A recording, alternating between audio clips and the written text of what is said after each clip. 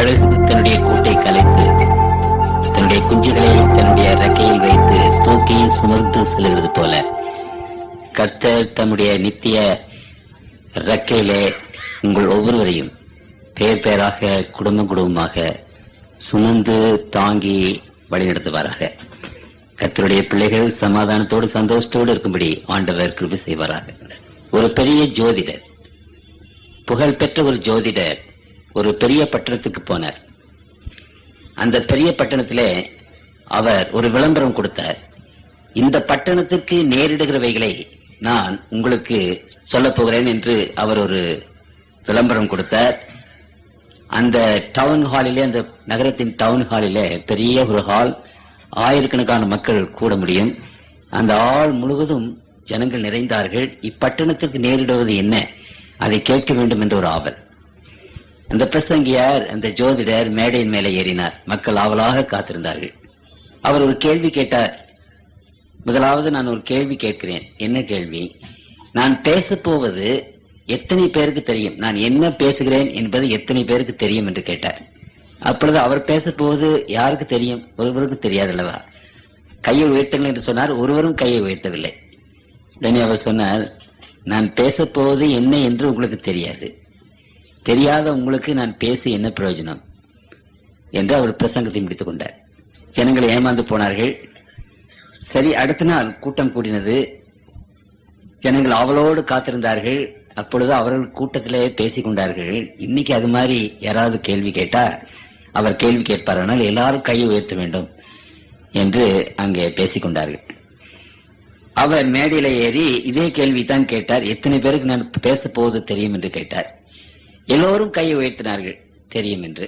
அப்பொழுது அவர் சொன்னார், நான் பேச போவது உங்களுக்கு தான் தெரியுமே, அப்புறம் நான் பேசி என்ன பிரயோஜனம்? அவர் அமர்ந்து கொண்டார். ஜனங்களுக்கு என்ன செய்வது என்று தெரியவில்லை. இவர் இப்படி என்ன செய்கிறாரே, இந்த பட்டணத்தை பற்றி ஒன்றும் சொல்லாமல் இருக்கிறாரே என்று சொல்லி 3வது நாளும் ஏராளமான ஜனங்கள் வந்தார்கள். அவர்களுக்குள்ளாக பேசிக் கொண்டார்கள். சரி, 2 நாள் இப்படி சொல்லிவிட்டார். இன்றைக்கு என்ன செய்ய வேண்டும் என்றால், பாதி பேர் தெரியும் என்று கையை உயர்த்துவோம், பாதி பேர் தெரியாது என்று கையை உயர்த்துவோம். அப்பொழுது அவர் சொல்லித்தானே ஆக வேண்டும். ஆகவே அவர் வந்தவுடனே கேட்டார், நான் பேச போவது எத்தனை பேருக்கு தெரியும் என்று கேட்டார். கையை உயர்த்தவர்கள் பாதி பேர் கையை உயர்த்தினார்கள். தெரியாது என்பவர்கள் பாதி பேர் கையை உயர்த்தினார்கள். அப்பொழுது அவர் சொன்னார், நான் பேசப் போவது இன்னதென்று தெரியும் என்று பாதி பேர் கையை உயர்த்தினீர்களே, நீங்கள் தெரியாது என்று உயர்த்தினவர்களுக்கு தயவு செய்து சொல்லிவிடுங்கள், நான் என்ன பேசப் போவேன் என்று. கூட்டத்தை முடித்து விட்டார். வேத புத்தகத்தில் இருக்கிற தீர்க்க தரிசனங்கள் அப்படி அல்ல. திருமுறை இந்த தீர்க்க தரிசனங்களை குறித்து விசேஷ விதமாக நமக்கு சொல்லுகிறது. ஏசாயாவின் புத்தகம் 46வது அதிகாரம் 10வது 11வது வசனத்தை வாசிக்கிறேன். ஏசாயா 46, 10, 11 வாசிக்கிறேன். அந்தத்தில் உள்ளவைகளை ஆதி முதல் கொண்டும் இன்னும் செய்யப்படாதவைகளை பூர்வம் முதல் கொண்டும் அறிவிக்கிறேன். என் ஆலோசனை நிலை நிற்கும், எனக்கு சித்தமானவைகளை எல்லாம் செய்வேன் என்று சொல்லி உராய்கிற ஒரு பச்சி கிழக்கிலிருந்தும் என் ஆலோசனையை நிறைவேற்றும் மனுஷனை தூரதேசத்திலிருந்தும் வரவழைக்கிறவராயிருக்கிறேன். அதை சொன்னேன், அதை நிறைவேற்றுவேன், அதை திட்டம் பண்ணினேன், அதை செய்து முடிப்பேன். ஆண்டவர் தம்முடைய சர்வ வல்லமையினாலே இந்த காரியங்களை எடுத்து சொல்லும் போது அவர் சொன்ன வார்த்தைகள் என்றைக்கும் பொய்யாகாது. அவருடைய தீர்க்கதரிசன வசனங்கள் நிச்சயமாக திட்டவட்டமாக நிறைவேறத்தான் செய்யும் என்பதை நாம் வேதத்திலே வாசிக்கிறோம். மத்தேயு 5ஆம் அதிகாரம் 17வது வசனத்திலே வாசிக்கிறேன். நியாயப்பிரமாணத்தை ஆனாலும் தீர்க்க தரிசனங்களை ஆனாலும் அழிக்கிறதுக்கு வந்தேன் என்று எண்ணிக்கொள்ளாதீர்கள், அழிக்கிறதுக்கு அல்ல, நிறைவேற்றுகிறதுக்கே வந்தேன். வானமும் பூமியும் ஒழிந்து போனாலும் நியாயப்பிரமாணத்தில் உள்ளதெல்லாம் நிறைவேறும் அளவும், நியாயப்பிரமாணம் என்றால் இந்த வேத புத்தகம், நிறைவேறும் அளவும் அதில் ஒரு சிறு எழுத்தாகிலும் ஒரு எழுத்தின் உறுப்பாகிலும் ஒழிந்து போகாது என்று மெய்யாகவே உங்களுக்கு சொல்லுகிறேன். வானமும் பூமி ஒழிந்து போனாலும் தேவனுடைய இந்த வேதத்தில் இருக்கிற வார்த்தைகள், விசேஷமாக இந்த தீர்க்க தரிசன வார்த்தைகள் ஒழிந்து போகாது என்று ஆண்டவர் சொல்லுகிறார். அவ்வளவு திட்டவட்டமாக கர்த்தர் தம்முடைய பிள்ளைகளுக்கு சொல்லுகிறார். இந்த தீர்க்க தரிசன வசனத்தை தேவனுடைய பிள்ளைகளுக்கு ஆண்டவர் எடுத்து சொல்லி இருக்கிறார். இன்றைக்கு உலகத்தில் பார்க்க போனால் விசேஷமாக அறிவு ஞானம் ஏராளமாக பெருகியிருக்கிறது. இப்படி அறிவும் ஞானமும் ஏராளமாக பெருகும் என்று ஆண்டவர் ஆயிரக்கணக்கான வருஷத்துக்கு முன்னதாகவே தீர்க்கதரிசனமாக சொல்லி போனார். அப்படி அறிவும் ஞானமும் ஏராளமாக அங்கு பெருகி இருக்கிறதை குறித்து அந்த தீர்க்கதரிசனத்தை எங்க வாசிக்கிறோம் என்றால் தானியேல் 12ஆம் அதிகாரம் 4ஆம் வசனம். தானியேல் ஆகிய நீயோ வென்றால் முடிவு காலம் மட்டும் இந்த வார்த்தைகளை புதைபொருளாக வைத்து வைத்து இந்த புஸ்தகத்தை முத்திரை போடு. அப்பொழுது அநேகர் இங்கும் அங்கும் ஓடி ஆராய்வார்கள், அறிவு பெருகி போகும். இந்த கடைசி நாட்களிலே அறிவு பிரம்மாண்டமான முறையிலே பெருகும் என்று ஆண்டவர் சொன்னார்.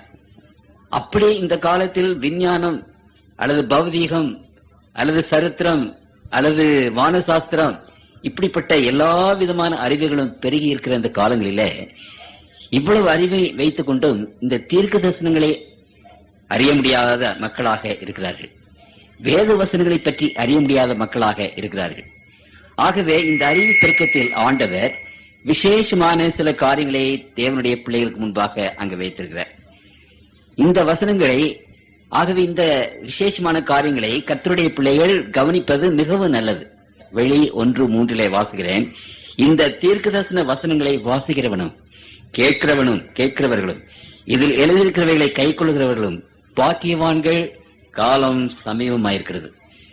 இந்த காலம் சமீபமாக இருக்கிறபடினாலே விசேஷமாக இந்த தீர்க்கதரிசன வசனத்தை வாசிக்கிறவர்களும் கேட்கிறவர்களும் பாக்கியவான், அதன்படி செய்கிறவர்களும் ஒரு ஆசீர்வதிக்கப்பட்ட மக்கள் என்று ஆண்டவர் சொல்லுகிறார்.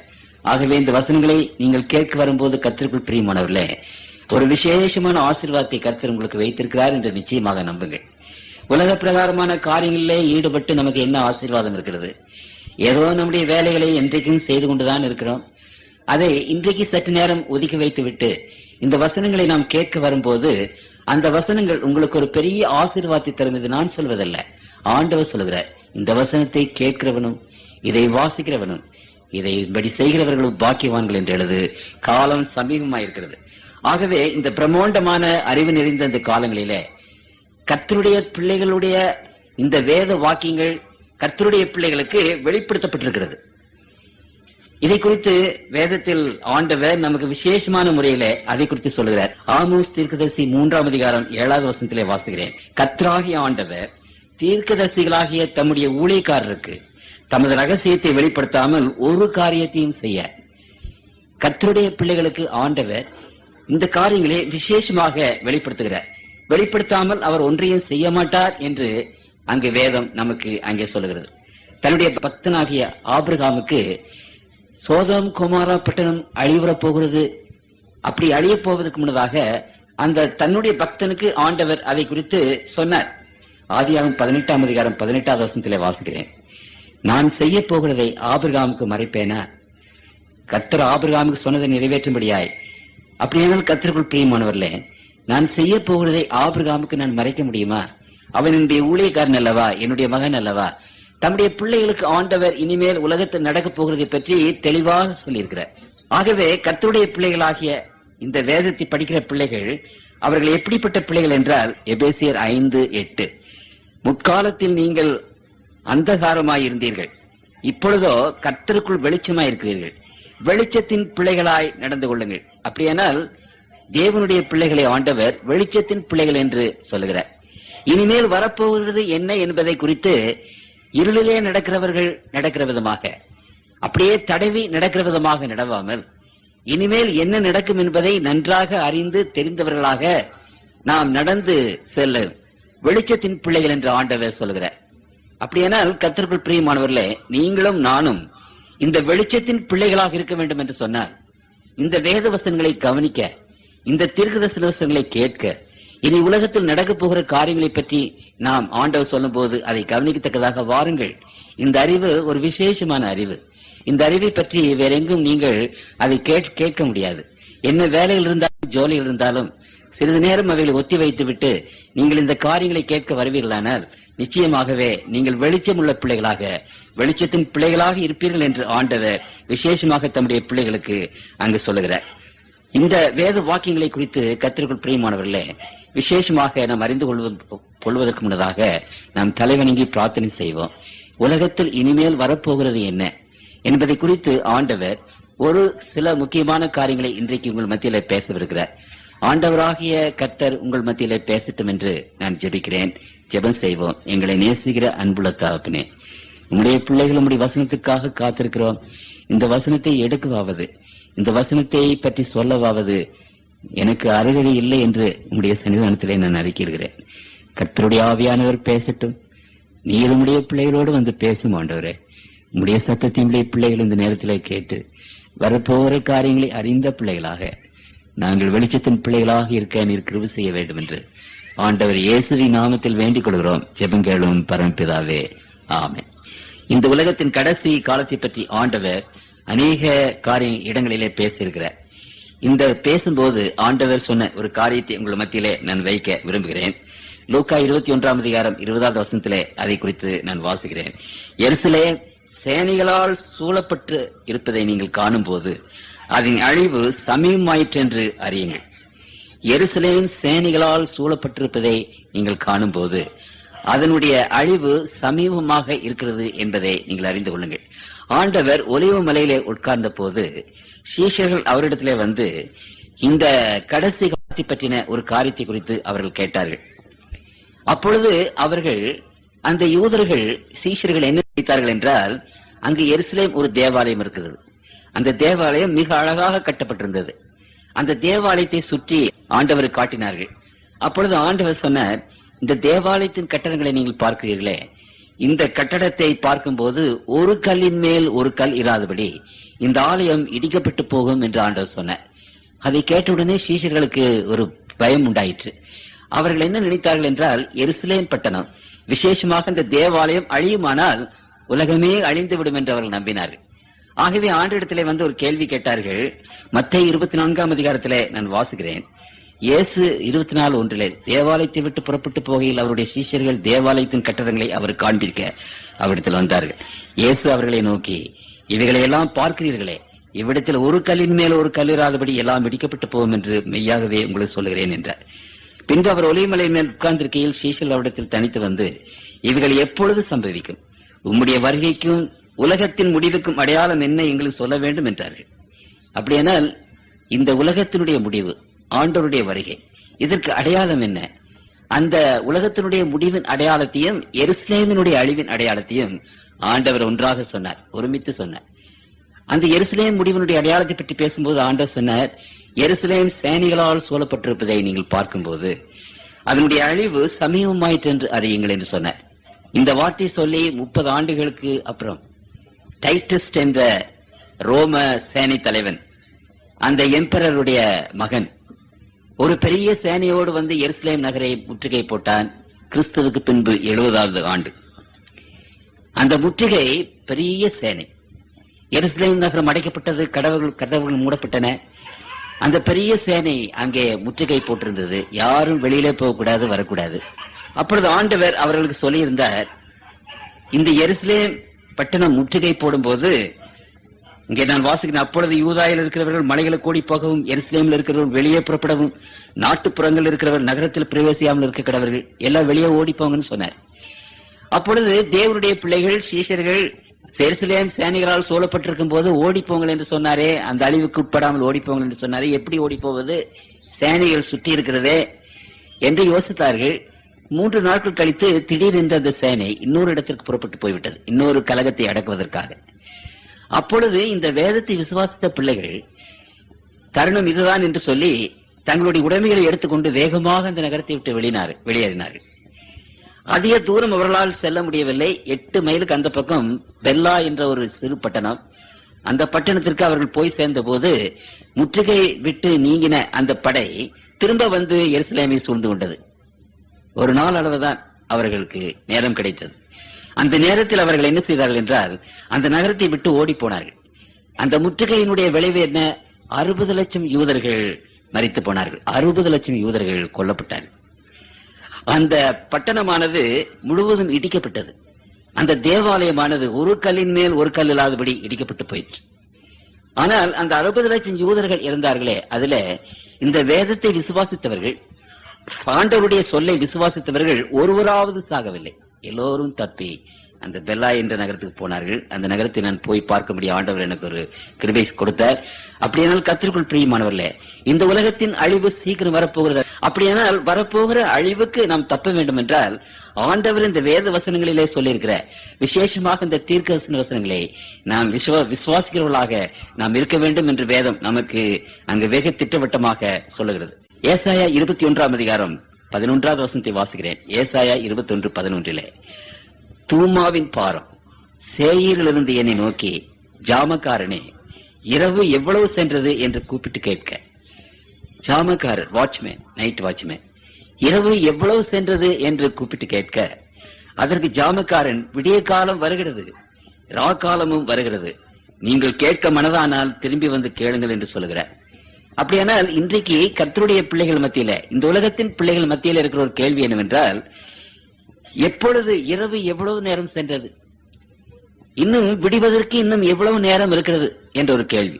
இந்த உலகத்தின் அந்தகாரம் எப்பொழுது வரப்போகிறது, இந்த உலகத்தின் முடிவு எப்பொழுது வரப்போகிறது, இன்னும் எவ்வளவு நாட்கள் இருக்கிறது, இன்னும் எவ்வளவு நேரம் இருக்கிறது.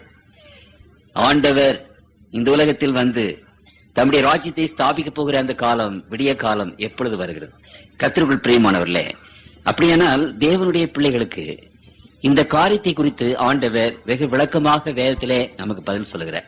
இந்த உலகத்தின் சரித்திரத்தின் துவக்கத்திலே நிம்ராட் என்றப்பட்ட ஒரு அரசன் நியோ பாபிலோன் என்ற ஒரு பெரிய பாபிலோன் சாம்ராஜ்யத்தை ஸ்தாபித்தார். 2231 ஆண்டு கிறிஸ்துவுக்கு முன்பு ஸ்தாபித்தார். பின்பு அங்கு சாரகன் என்று சொல்லப்பட்ட ஒரு பெரிய ராஜா, அக்காடியன் எம்பையர் என்ற ஒரு எம்பையரை அங்கு ஸ்தாபித்தார். பின்பு அசீரிய ராஜாக்கள் அங்கு வந்தார்கள். பின்பு நேபுபலாசா என்று சொல்லப்பட்ட ஒரு ராஜா நியோ பாபிலோன் என்ற ஒரு சாம்ராஜ்யத்தை 606 ஸ்தாபித்தார். அவனுடைய மகனாகிய நேபுகாத் நேச்சார், நான் சொல்வது சரித்திரம் படித்தவர்களுக்கு இதெல்லாம் விளங்கும். நேபுகாத் நேச்சார் என்ற அந்த ராஜா இந்த உலகத்தின் முதல் சாம்ராஜ்யமாகிய பாபிலோன் சாம்ராஜ்யத்தை திடப்படுத்தி பலப்படுத்தி ஒரு பெரிய சாம்ராஜ்யமாக மாற்றினார். அந்த சாம்ராஜ்யம் ஒரு செழிப்பான ஒரு சாம்ராஜ்யம், பொன்னும் பொருளும் நிறைந்த ஒரு சாம்ராஜ்யம், பெரும் வீரர்களை கொண்ட சைனியம் உள்ள ஒரு சாம்ராஜ்யம். அந்த மன்னன் ஒரு நகரத்தை கட்டினான் தன்னுடைய அரசாங்கத்துக்கு, தன்னுடைய ராஜ்யத்திற்கு தலைநகராக. அதற்கு பாபிலோன் என்று பெயர். அந்த நகரம் 15 மைல் நீளம், 15 மைல் அகலம் உள்ள ஒரு நகரம். மாடமாடிகளும் கூட கோபுரங்களும் நிறைந்த நகரம். இப்ரட்டிஸ் என்ற நதி அதற்கு மத்தியிலே போனது, இந்த பக்கத்திலிருந்து இந்த பக்கம் வரைக்கும். அந்த நகரத்தை அவன் சிறப்பாக கட்டினான். ஏராளமான பொன், வெள்ளி, முத்துக்கள் அந்த நகரத்திலே அங்கே காணப்பட்டது. சீரும் சிறப்புமான கட்டடங்கள் எழுப்பப்பட்டன. பெல்லஸ் என்று சொல்லப்பட்ட அவனுடைய தேவதை, அந்த தேவதைக்கு ஒரு கோவிலை கட்டினான். அந்த கோவில் 3 மைல் சுற்றளவுள்ள கோவில். தன்னுடைய அரண்மனையை அவன் கட்டினான் 8 மைல் சுற்றளவுள்ள ஒரு அரண்மனை. அந்த அரண்மனை நதிக்கு அப்புறமாக இருக்கிறது. அந்த கோவில் நதிக்கு இப்புறமாக இருக்கிறது. அந்த நதிக்கு கீழே ஒரு சுரங்கத்தை வெட்டினான். இப்படிப்பட்ட பிரம்மாண்டமான தொங்கும் தோட்டம் என்பதை அந்த பாபிலோன் ராஜ்யத்தில் அமைத்தான்.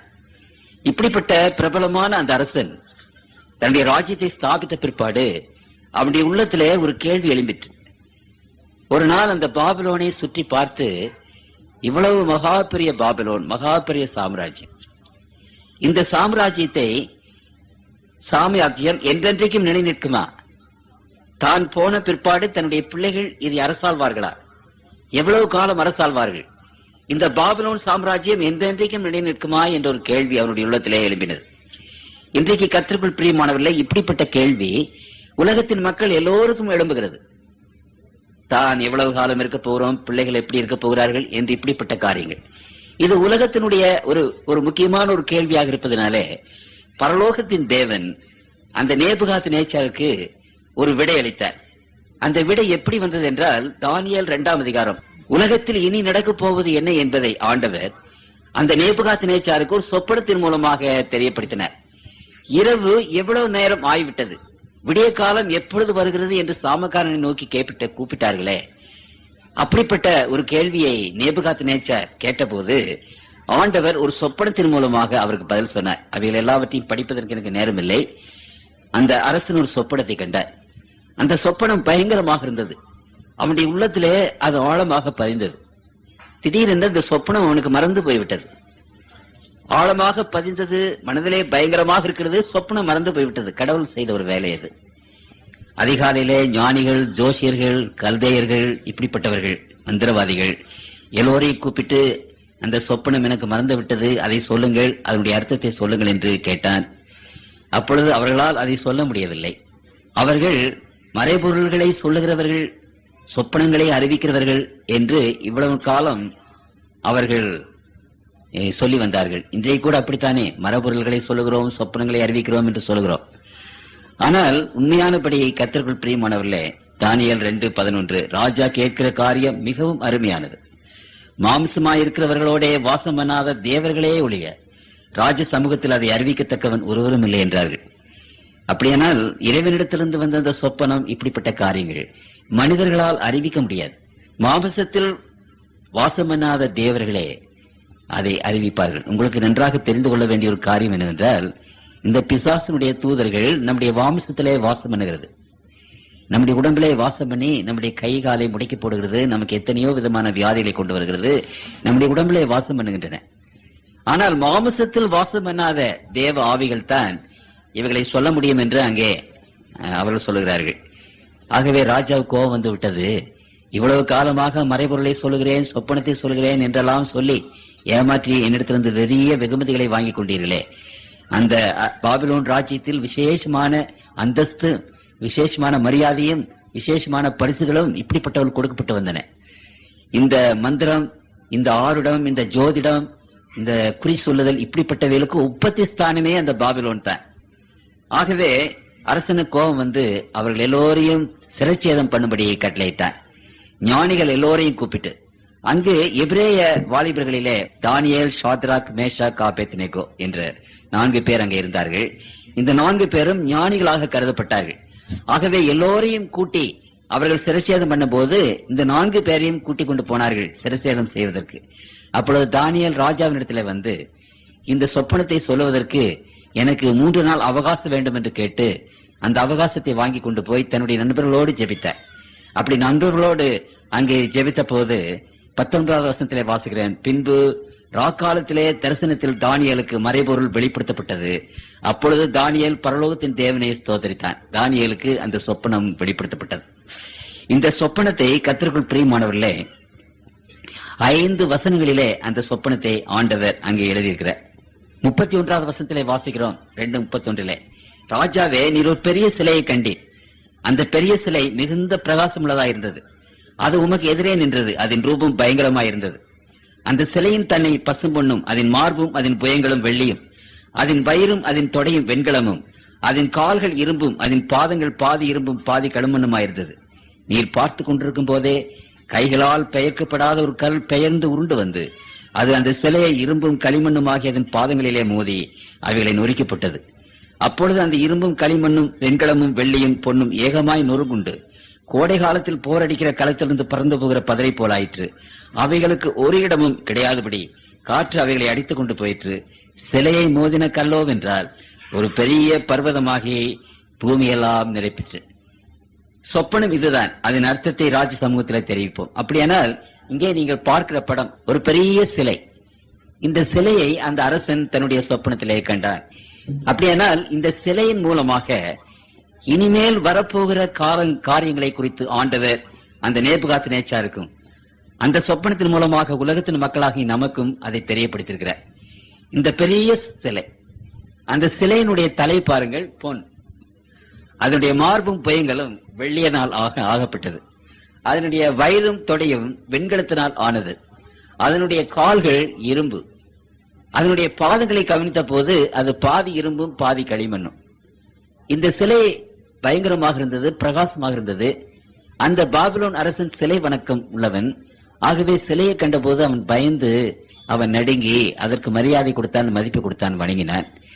அந்த சிலையை அவன் பார்த்து கொண்டிருக்கும் போது கைகளினால் பெயர்க்கப்படாத ஒரு கல், இதை கீழே பார்க்கிறீர்கள், உருண்டு வந்து அந்த பாதத்திலே மோதிற்று. தலையிலே மோதல, வேற எங்கும் முதல, பாதத்திலே மோதிட்டு அந்த கல் அந்த சிலையை நொறுக்கி அந்த சிலை பொடி பொடியானது. காற்று அந்த பொடி துகள்களை அடித்துக் கொண்டு போயிற்று. அந்த சிலை இருந்த இடமே தெரியவில்லை.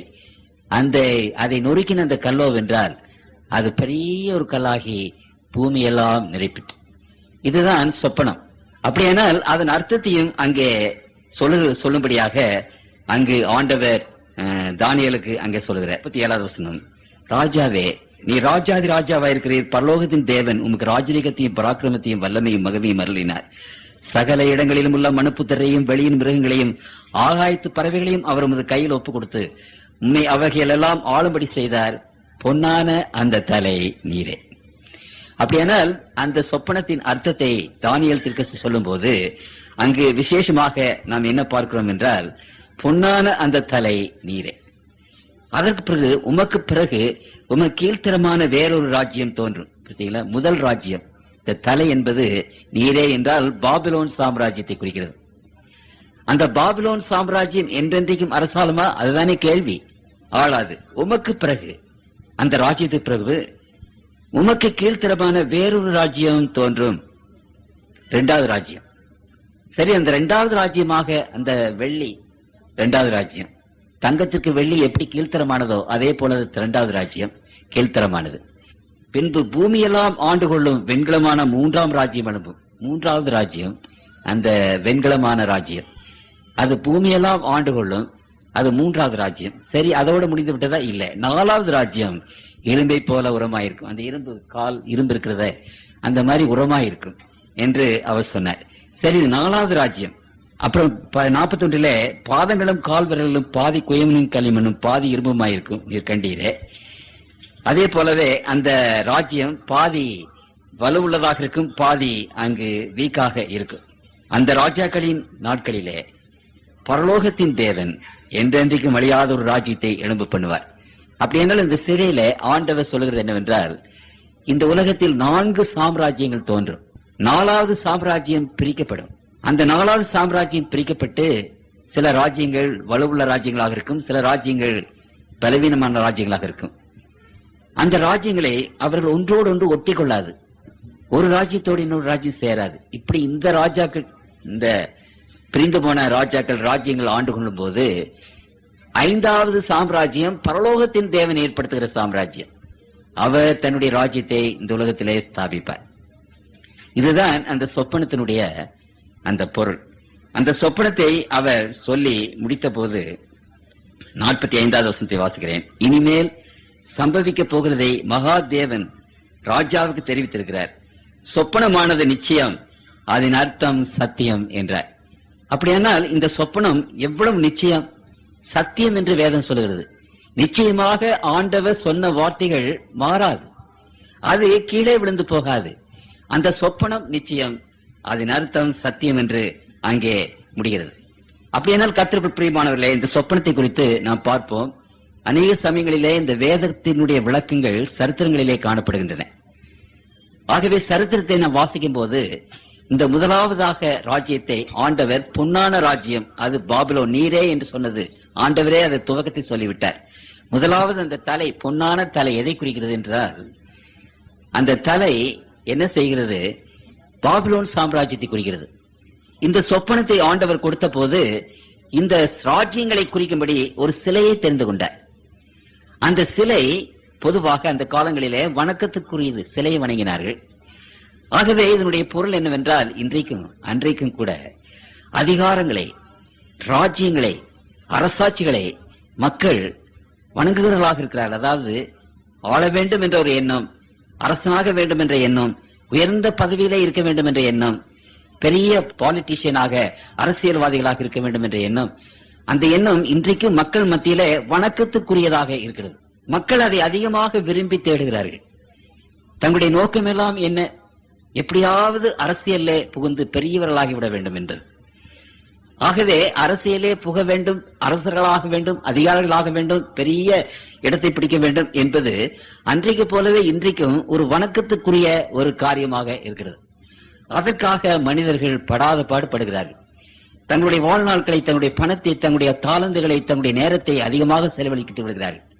ஆகவேதான் அந்த சிலை, அந்த அரசாங்கம் ஆளுகை என்று வந்த போது அதை சிலைக்கு ஆண்டவர் ஒப்பு கொடுத்தார். சரி, அந்த சிலையை நாம் பார்க்கும் போது முதலாவதாக அந்த பாபிலோன் சாம்ராஜ்யம் ஒரு பொன்னான தலை. வேதத்தில் பாபிலோன் சாம்ராஜ்யத்தை குறித்து அநேக இடங்களிலே ஆண்டவர் அங்கு பேசுகிறார். அவைகள் ஏராளமாக அங்கே இருக்கிறது.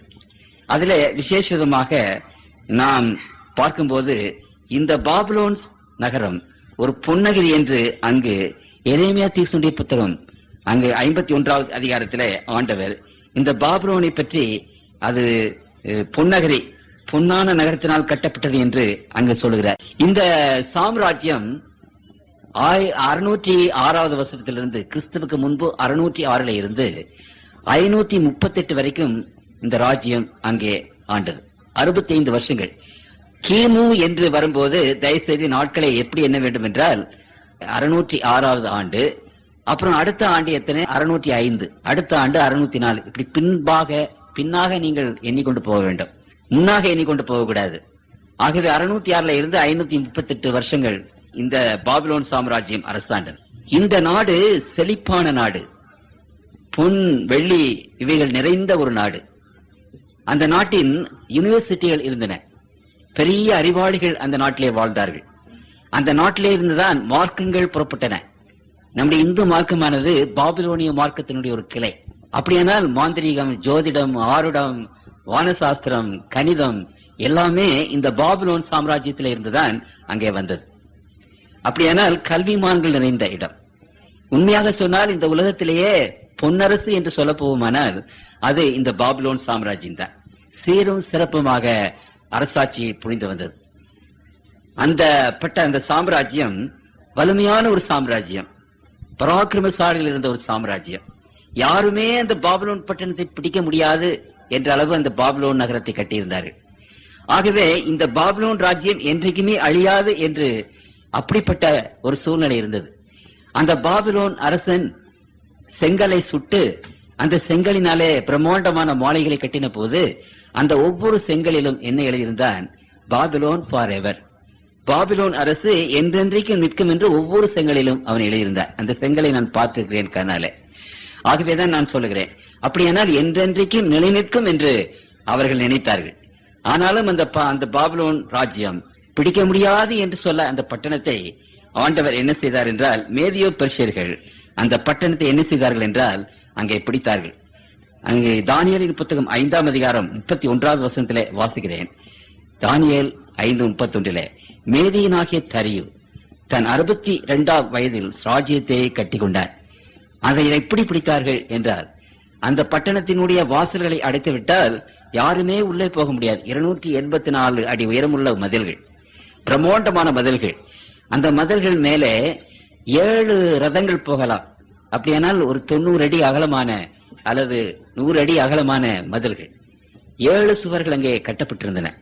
ஆகவே யாருமே அதை அழிக்க முடியாது, யாரும் அதற்குள்ளாக போக முடியாது. ஆனாலும் ஆண்டவர் இந்த பாபிலோன் ராஜ்யத்தை குறித்து ஏராளமான தீர்க்கதரிசனங்களை எழுதி வைத்திருக்கிறார். அங்கு ஏசாயா 13ஆம் அதிகாரம் குறித்துக் கொள்ளுங்கள். அங்கு எரேமியா 50, 51 இப்படிப்பட்ட இந்த அதிகாரங்களை எல்லாம் பார்க்கும்போது ஆண்டவர் அந்த அதிகாரங்களை சொன்னார், நான் உன்னை வெறிக்க பண்ணுவேன், உன்னுடைய கதவுகளை திறந்து விடுவேன், மேதியர்கள் வந்து உன்னை அங்கு ஜெயிப்பார்கள் என்று ஆண்டவர் முன்னதாகவே ஆண்டவர் அங்கு சொல்லி போனார். தானியேல் தீர்க்கதரிசன புத்தகம் 8ஆம் அதிகாரத்திலே மறுபடியுமாக இந்த அரசாட்சி பற்றின ஒரு ரிவ்யூ அங்கே வருகிறது. இந்த பாபிலோன் சாம்ராஜ்யத்தை எந்த சாம்ராஜ்யம் அங்கு ஜெயிக்கும் என்பதை குறித்து தானியேல் 8ஆம் அதிகாரம் 20வது வசனத்திலே வாசிக்கிறேன். இதை பற்றி பின்னாடி உங்களுக்கு சொல்கிறேன். நீ கண்ட 2 கொம்புள்ள ஆடுகள் மேதிய பெர்ஷிய தேசங்களின் ராஜாக்கள். அப்படியானால் மேதிய பெர்ஷியர்கள் வந்து உன்னை ஜெயிப்பார்கள் என்று தானியேலுக்கே ஆண்டவர் சொல்லிவிட்டார். அந்த மேதிய பெர்ஷிய ராஜாக்கள் என்ன செய்தார்கள் என்றால், ஒரு மர்தாக் என்று ஒரு தேவனை அந்த பாபிலோனியர்கள் வழங்கி வந்தார்கள். அந்த தேவனுடைய பண்டிகை வந்த போது அவர்கள் கேட்டுகள் எல்லாவற்றையும் பூட்டிவிட்டு நன்றாக குடித்து வெறித்து ஆர்ப்பாட்டம் செய்து அந்த பண்டிகை கொண்டாடினார்கள். எல்லோரும் குடி வெறியிலே இருந்த போது அந்த யூப்ரட்டிஸ் நதி மத்தியிலே வந்தது. அந்த நதியை மதில் போட்டு தடுத்து அந்த அங்க கதவுகளை போட்டிருந்தார்கள். இப்பொழுது அந்த பண்டிகை நாட்களிலே எல்லாரும் குடித்து வெறித்திருந்த போது அந்த நதியினுடைய அந்த கதவுகளை மூட மறந்து போனார்கள். ஆண்டவர் முன்னாலேயே சொன்னார், அந்த கதவுகளை மூடுவதற்கு மறதியை நான் உங்கள் மத்தியிலே கொண்டு வருவேன், நீ குடித்து வெறித்திருக்கும் போது மேதியர்கள் ஒண்ணு வந்து பிடித்துக் கொள்வார்கள் என்று. அவைகளெல்லாம் நான் இந்த வேதத்திலிருந்து வாசித்து விளக்குவதற்கு எனக்கு நேரமில்லை. ஆகவே இவைகள் எல்லாவற்றையும் நான் பின்னான காலங்களிலே உங்களுக்கு அந்த வசனத்தை உங்களுக்கு நான் சொல்லுகிறேன். அப்படியானால் அதே மாதிரி அந்த பண்டிகையில் அவர்கள் வெறித்திருக்கும் போது அந்த கதவுகளை பூட்ட மறந்து விட்டார்கள். அந்த வெளிப்புற கதவுகளை பூட்டியிருந்தாலும் அந்த ஆறு போன கதவுகளை, ஆற்றின் பக்கத்திலே இருந்த அந்த மதில்கள் கதவுகளை அவர்கள் பூட்ட மறந்து விட்டார்கள். அப்பொழுது மேதியனாகிய தரியு என்ற ராஜா என்ன செய்தார் என்றால், அந்த யுப்ரட்டிஸ் நதி நடுவே தண்ணீரை அங்கு பக்கவாட்டிலே பெரிய வாய்க்கால்களை வெட்டி அந்த தண்ணீரை திருப்பி ஒரு பெரிய ஏரிக்குள்ளாக போக விட்டார்.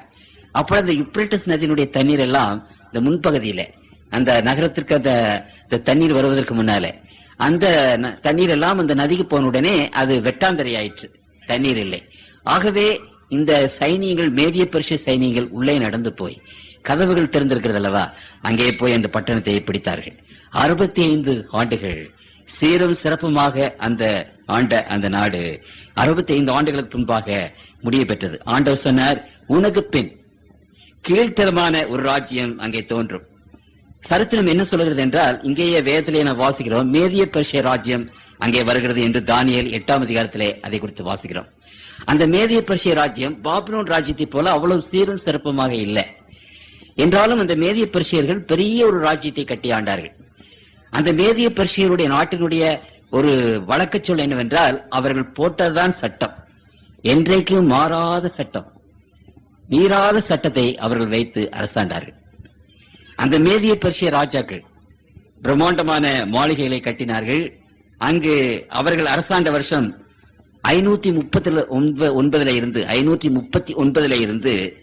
331 வரைக்கும், கிறிஸ்துவுக்கு முன்பு 539 331 வரைக்கும் அந்த ராஜ்யத்தை அரசாண்ட கடைசி அரசனான கேம்பசிஸ், 3வது கேம்பசிஸ் என்ற அரசன் காலத்திலே மகா அலெக்சாண்டர் மேதிய பெர்ஷியர்கள் ராஜ்யத்தின் மேலே படையெடுத்தார்.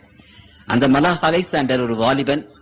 அந்த மேதிய பெர்ஷிய ராஜ்யத்தை படையெடுக்கும் போது அந்த அலெக்சாண்டர் இடத்துல 3000 சோல்ஜர்ஸ் தான் இருந்தார்கள், 3000 சிப்பாய்கள் தான் இருந்தார்கள். அந்த கேம்பசிஸ் என்ற அந்த மன்னன் 30,000 படைகளை கூட்டு கொண்டு வந்தார். யானை படைகள் இருந்தன, பெரிய பெரிய இந்த கற்களை வீசக்கூடிய எந்திரங்கள் அவனிடத்தில் இருந்தன. 3000 பேரை வைத்து எப்படி இந்த மேதிய பெர்ஷியர்களை ஜெயிப்பது என்று அலெக்சாண்டர் தேங்கினான், கலங்கினார். அவன் அப்படி வந்து கொண்டிருந்த போது, கர்த்தருக்குள் பிரியமானவர்களே, எருசலேம் நகரத்திற்கு அலெக்சாண்டர் வந்தார். அந்த எருசலேம் நகரத்திலே அந்த தேவாலயத்தை பார்க்க அவன் ஆசைப்பட்டார். அந்த தேவாலயம் உன்னதமாக இருந்தது, சிறப்பாக இருந்தது. அப்பொழுது யூதர்கள், அந்த ஆசாரியர்கள், இந்த அலெக்சாண்டர் வந்து தங்களுடைய பட்டணத்தை, தங்களுடைய அந்த ஆலயத்தை அழித்து விடுவார் என்று பயந்து அந்த ஆசாரியர்கள் எல்லாம் ஆயிரக்கணக்கானவர்கள் வெள்ளை உடுத்து அந்த அலெக்சாண்டர் வரும்போது அங்கே ஒரு படையில் போல அனுபவித்து அவனுக்கு வணக்கம் செலுத்தினார்கள். அவர் இந்த ஆலயத்துக்குள்ளே வேற யாரையும் இந்த ஆலயத்துக்குள்ளே விடக்கூடாது. ஆனாலும் அந்த பிரதான ஆசாரியன் அலெக்சாண்டரை கொண்டு போய் இந்த ஆலயத்துக்குள்ளே கொண்டு போனார். அங்கே கொண்டு போய் அங்க ஒரு பெரிய வேத புத்தகம் தோல் சுருள் இருந்தது. அந்த தோல் சுருளிலே அவன் தானியேல் புத்தகத்தின் 2ஆம் அதிகாரத்தை அந்த அலெக்சாண்டருக்கு வாசித்து காட்டினான். நான் சொல்வதெல்லாம் ஒரு கதையல்ல, கர்த்தருக்குள் பிரியமானவர்களே, நான் சொல்வதெல்லாம் சரித்திரம். ஆகவே சரித்திரம் அறிந்தவர்கள் இங்கே இருக்கிறீர்கள், உங்களுக்கு தெரியும் நான் சொல்வது சரித்திரம் என்று.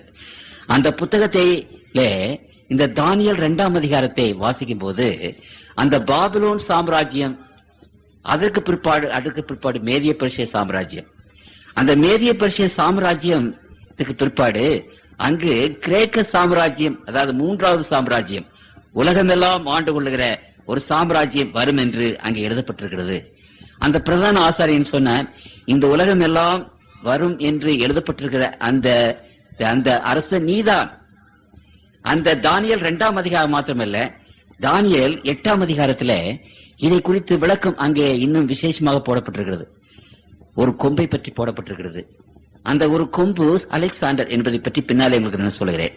ஆகவே அலெக்சாண்டரை கர்த்தர் இந்த மேதிய பெர்ஷியத்தை அழித்து அவனுடைய ராஜ்யத்தை ஏற்படுத்தும்படி நியமித்திருக்கிறார். அந்த தீர்க்கதரிசன வசனம் இங்கே தானியேல்ல இருக்கிறது என்று அந்த ஆசாரியர்கள் அந்த அரசனுக்கு சுட்டி காட்டினார்கள். அப்பொழுது மகா அலெக்சாண்டர் அங்கு தாழ விணிந்து பணிந்து கொண்டார். பணிந்து கொண்டது மட்டுமல்ல, அவனுடைய உள்ளத்திலே, அவனுடைய உடம்பிலே ஒரு பெரிய போர் வெறி, அந்த சராசரங்களின் தேவன் சொல்லிவிட்டார் என்ற ஒரு பெரிய ஒரு நம்பிக்கை. 3000 படைகளோடு வந்தார். 30,000 பேர் அங்கே பெரிய படைகள்.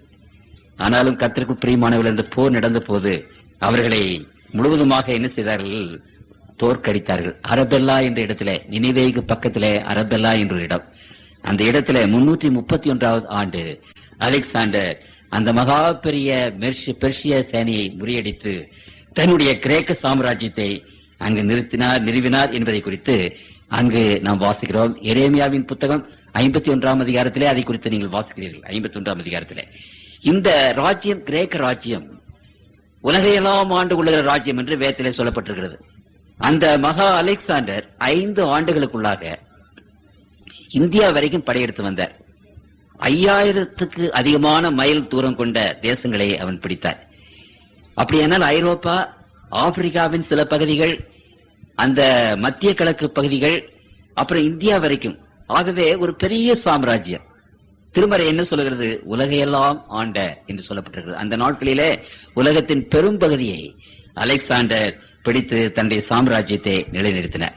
ஆனாலும் அந்த ராஜ்யமும் போய்விட்டது. ஏனென்றால் அங்கே சொல்லப்பட்டிருக்கிறது, 39வது வசனத்திலே சொல்லப்பட்டிருக்கிறது, 4வது ராஜ்யம் என்று அங்கே சொல்லப்பட்டிருக்கிறது. 3வது ராஜ்யம் என்றென்றைக்கும் இருக்காது. 4வது ராஜ்யம் இரும்பை போல இருக்கும். ஆகவே சரித்திரத்தில் நான் வாசிக்கும் போது இந்த அலெக்சாண்டரை ரோமர்கள் என்ன செய்தார்கள் என்றால், பிட்னா என்ற இடத்துல அந்த முறியடித்து அந்த ரோமர்கள் தங்களுடைய ராஜ்யத்தை அவர்கள் ஸ்தாபித்தார்கள். 331 இருந்து கிறிஸ்துவுக்கு முன்பு 168வது ஆண்டு வரைக்கும் இந்த கிரேக்க நாடு ஆண்டது. பேட்ல் ஆஃப் பிட்னா 168வது வருஷத்துல அந்த சேனையில் அழிக்கப்பட்டு ரோம ராஜ்யம் அங்கு பதவிக்கு வந்தது. 163 வருஷம் இந்த கிரேக்க ராஜ்யம் அரசாண்டது. இந்த ரோம ராஜ்யம் வரும்போது அது இரும்பை போல உரமுள்ளதாக இருக்கும். இந்த ராஜ்யத்தை சேர்ந்தவர்களுக்கு ஒரு நியதி என்னவென்றால், எங்கு எங்கு படையெடுத்து போனார்களோ அங்கெல்லாம் அவர்கள் படையினரை மாத்திரமல்ல, அங்கு மக்களையும் கட்டடங்களையும் நொறுக்கி அவர்கள் தரைமட்டமாக்கினார்கள். தங்களுக்கு விரோதமாக வருகிற எந்த ஜாதியையும் முழுவதுமாக அழித்து விட்டார்கள். அந்த இரும்பை போல பயங்கரமாக அவர்கள் நொறுக்கி விட்டார்கள், ராஜ்யங்களை நொறுக்கி விட்டார்கள்.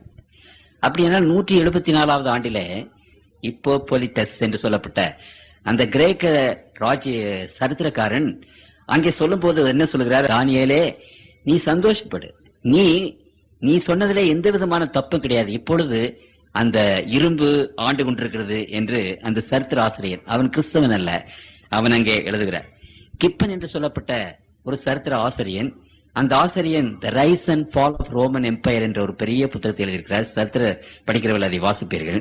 அந்த புத்தகத்தில் அவர் என்ன எழுதுகிறார் என்று சொன்னால், the rise and fall of Roman empire, the image of gold, silver and brass that might some to represent the nations were successfully broken by the iron monarchy of Rome என்று எழுதுகிறார். இந்த சிலையிலே காணப்பட்டபடி அந்த தங்கம், வெள்ளி, அந்த வெண்கலம் என்ற ராஜ்யங்கள் முறியடிக்கப்பட்டு அதற்கு பின்னப்பாக ரோமன் ராஜ்யம் வந்து ஆளுகிறது என்று அந்த கிப்பன் என்ற சரித்திர ஆசிரியர் அங்கே எழுதியிருக்கிறார். இந்த ரோம ராஜ்யம் 600 வருஷம் ஆண்டது. சுமார் 600 வருஷம். 600 வருஷம் ஆண்டாலும் இந்த ரோம ராஜ்யம் என்றென்றைக்கும் இருக்குமா? இயேசு கிறிஸ்துனுடைய காலத்திலே ரோம ராஜாக்கள் உலகத்தை ஆண்டார்கள். ஆகவே இயேசு கிறிஸ்து ரோமர் ராஜ்யம் ஆளும் போது பிறந்தார். இதெல்லாம் சரித்திர குறிப்பு. இந்த ராஜ்யம் என்றென்றைக்கும் இருக்குமா? வலிமையான ஒரு ராஜ்யம், பிரமாண்டமான சைனியங்களை வைத்திருந்த ராஜ்யம், எல்லா இடங்களிலும் தன்னுடைய கோட்டைகளை கட்டி சைனியங்களை வைத்து அரசாண்ட அந்த ராஜ்யம். அப்படிப்பட்ட ராஜ்யம் என்ன செய்தது என்றால், 4வது ராஜ்யம் பிரிக்கப்படும் என்று வேதம் சொல்லிட்டு, 3வது ராஜ்யத்துக்கு பிற்பாடு 2வது ராஜ்யம், 1வது ராஜ்யம் பிற்பாடு 2வது ராஜ்யம், 2வது ராஜ்யத்துக்கு பிற்பாடு 3வது ராஜ்யம், 3வது ராஜ்யத்துக்கு பிற்பாடு 4வது ராஜ்யம் என்று சொன்ன வேதம் 4வது ராஜ்யத்தை பற்றி பேசும்போது 5வது ராஜ்யம் என்று சொல்லல. இந்த உலக சரித்திரத்திலே 4 சாம்ராஜ்யங்கள் மட்டும்தான் உண்டு என்று வேதம் சொல்லுகிறது. அந்த 4வது சாம்ராஜ்யத்துக்கு அடுத்தபடியாக 5வது உலக சாம்ராஜ்யம் ஒன்றுமே கிடையாது. ஆனால் அந்த 4வது சாம்ராஜ்யம் பிரிக்கப்படும். கர்த்தருக்குள் பிரியமானவர்களே, இந்த வேத புத்தகம் சொல்லுகிற ஒவ்வொரு வாக்கியமும் எவ்வளவு திட்டவட்டமாக நிறைவேறி வருகிறது என்பதை நீங்கள் கவனிக்க வேண்டும். ஒருவேளை இந்த சரித்திரம் உங்களுக்கு அவ்வளவாக தெரியாவிட்டால் தயவு செய்து நீங்கள் போய் இந்த சரித்திர புத்தகங்களை வாங்கி படியுங்கள்.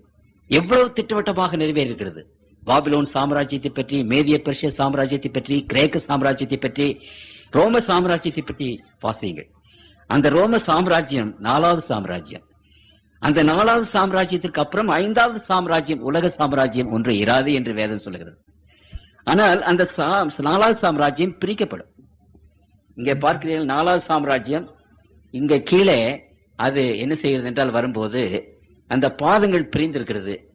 அந்த 10 விரல், அந்த 10 விரலாக இருக்கிறது அல்லவா? அதே போலவே இந்த ரோம சாம்ராஜ்யம் அந்த வடக்கே இருந்து வந்த ஜெர்மானிக் பார்பேரியன் ட்ரைப்ஸ், மிலேச்சர்களினாலே அந்த சாம்ராஜ்யம் படையெடுக்கப்பட்டு வேண்டால்ஸ் என்பவர்கள், கோத்ஸ் என்று சொல்லப்பட்ட இப்படிப்பட்ட பார்பேரியர்கள், மிலேச்ச ஜனங்கள் அந்த ரோம ராஜ்யத்தின் மேல் படையெடுத்து கடைசியில் அந்த ரோம ராஜ்யத்தை ஒன்றுமில்லாமல் ஆக்கிவிட்டார்கள். அப்பொழுது அந்த ரோம ராஜ்யமானது எப்படி காலிலே 10 விரல்கள் இருக்கிறதோ அதே போல 10ஆக பிரிந்தது. திருமறையிலே அதை குறித்து நாம் வாசிக்கிறோம். அந்த 4வது சாம்ராஜ்யத்தை பற்றி அங்கே சொல்லும் போது பாதங்களும் கால்வர்களும் பாதி மண்ணும் பாதி இரும்புமாக இருக்க கண்டீரே, அந்த ராஜ்யம் பிரிக்கப்படும். பார்த்தீங்களா? அப்படியானால் அந்த 4வது சாம்ராஜ்யம் பிரிக்கப்படும். எத்தனாவதாக பிரிந்தது? 10ஆக பிரிந்தது. இந்த 10 ராஜ்யங்களை பற்றி நாம் என்ன வாசிக்கிறோம் என்று சொன்னால், இந்த 10 ராஜ்யங்கள் முதலாவது பிரான்ஸ். அந்த காலத்திலே பேர் அதற்கு பிரான்ஸ், அது இப்பொழுது பிரான்ஸ் என்று நாம் சொல்லுகிறோம். அப்பொழுது பர்கண்டேரியன் என்று அதற்கு பெயர். இங்கே சுவிட்சர்லாந்து என்று நாம் சொல்லுகிறோம். ஸ்வீ என்று ஒரு ராஜ்யம், அது இப்ப போர்ச்சுகீஸ் நாடு என்று சொல்லுகிறோம். அலமனி என்று சொல்லப்பட்ட ஒரு ராஜ்யம் அப்பொழுது பிரிந்தது, அதற்கு இப்போது ஜெர்மனி என்று சொல்கிறோம். சாக்சனி என்று சொல்லப்பட்ட நாடு பிரிந்தது, அந்த நாட்டுக்கு இப்பொழுது பிரிட்டன் என்று நாம் சொல்லுகிறோம். விசியகோத் என்ற ஒரு நாடு அப்பொழுது பிரிந்தது, அதற்கு ஸ்பெயின் என்று பெயர். அப்புறம் லம்பார்ட்ஸ் என்று சொல்லப்பட்ட அந்த ராஜ்யம், அதற்கு இத்தாலி என்று அங்கு பெயர். இது 7. அப்புறம் 3 எருளி, வாண்டால்ஸ், ஆஸ்ட்ரகோத்ஸ் என்ற அந்த 3 நாடுகளும் இப்பொழுது அழிந்து போய்விட்டது. ஏன் அழிந்தது என்று பின்னாலே நீங்கள் அந்த பின்னாலே வருகிற சொற்பொழிகளை கேட்பீர்கள். இது 3 வட ஆப்பிரிக்காவிலே இருந்த ராஜ்யங்கள், அது அழிந்து போயிற்று என்று நாம் பார்க்கிறோம். ஆகவே 10ஆக பிரிந்தது ரோம சாம்ராஜ்யம். ஆண்டவர் சொன்னபடி அந்த கால்களில் 10 விரல்கள் இருக்கிறது போல அது 10ஆக பிரிந்தது. அப்படியானால் இந்த 10ஆக பிரிந்த இந்த ராஜ்யம் இன்றைக்கு ஆண்டு கொண்டிருக்கிறது. 476வது ஆண்டில இருந்து இந்த பிரிவுகள் வந்தது. கிறிஸ்துவுக்கு பின்பு 476வது ஆண்டிலிருந்து இந்த பிரிவுகள் வந்தது. இப்பொழுது இந்த பிரிவுகள் தான் பல பிரிவுகளாக மாறி, சப் டிவிஷனாக மாறி இந்த உலகத்தில் இன்றைக்கு ஆட்சி நடத்தி கொண்டிருக்கிறது. இந்த 10 நாடுகள் 467 இருந்து இன்றைக்கு வரைக்கும் அரசாண்டு கொண்டிருக்கிறது. ஏறக்குறைய 1500 ஆண்டுகள் இந்த அரசாட்சி நடந்து கொண்டிருக்கிறது. இந்த 1500 ஆண்டுகளிலே வேறு ஒரு வல்லரசு இல்லை. வேதம் சொல்லுகிறது 4 வல்லரசு தான். அது பிரிக்கப்படும். அந்த பிரிவுகள் ஆண்டு கொண்டிருக்கும். இன்றைக்கு கூட அமெரிக்கா வல்லரசாக இருக்குது என்றால் அங்கு முன்னாலே ரஷ்யா இருந்தது, இப்பொழுது பிரான்ஸ் இருக்கிறது, இங்கிலாந்து இருக்கிறது, 4-5 வல்லரசுகள் இருக்கின்றன. இன்றைக்கு ஒரு நாடு உலகம் முழுவதையும் அரசாட்சி செலுத்தும் என்று அங்கு சொல்லப்படவில்லை. இந்த ராஜ்யங்கள் ஆண்டு கொண்டிருக்கும் போது ஆண்டவர் சொன்னார், சிலது களிமண் மாதிரி அங்கு வீக்காக இருக்கும், பலவீனமாக இருக்கும், சிலது இரும்பு மாதிரி உரமுள்ளதாக இருக்கும்.